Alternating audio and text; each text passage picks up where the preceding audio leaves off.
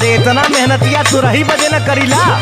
हाँ तो सुनिए ला बहकइबा तो प्यार के न रस पाइबा रात से जिया पे रजऊ तो रस जइबा।